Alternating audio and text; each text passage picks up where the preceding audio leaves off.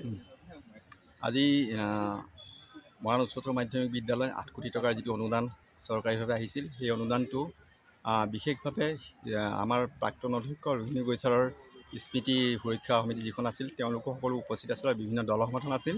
আৰু দল সংগঠনৰ আলোচনা মৰ্মে এই যিটো বিল্ডিং আহিছে, এই বিল্ডিংখন যাতে আমাৰ পাৰ্কখন, যিটো ৰোহিণী গৈছাৰৰ স্মৃতি যিটো পাৰ্ক আছে, সেই পাৰ্কখন ক্ষতি নকৰাকৈ তেওঁলোকে সকলোৱে মত পোষণ কৰে আৰু তেনেকৈ বিল্ডিংটো আমাৰ বনোৱাৰ কাৰণে সকলোৱে থিৰাং কৰিলে। আৰু আমাৰ বিল্ডিং কৰ্তৃপক্ষকো তেনেকৈ বনাবৰ কাৰণে তেওঁলোক পৰামৰ্শ দিলে আৰু সেইমতে তেওঁলোকে মানি ল'লে। আজি মৰাণ উচ্চতৰ মাধ্যমিক বিদ্যালয় ৮ কোটি টকাৰ যিটো অনুদান চৰকাৰীভাৱে আহিছিল, সেই অনুদানটো বিশেষভাৱে আমাৰ প্ৰাক্তন অধ্যক্ষ ৰোহিণী গৈছাৰৰ স্মৃতি সুৰক্ষা সমিতি যিখন আছিল, তেওঁলোকো সকলো উপস্থিত আছিল আৰু বিভিন্ন দল সংগঠন আছিল।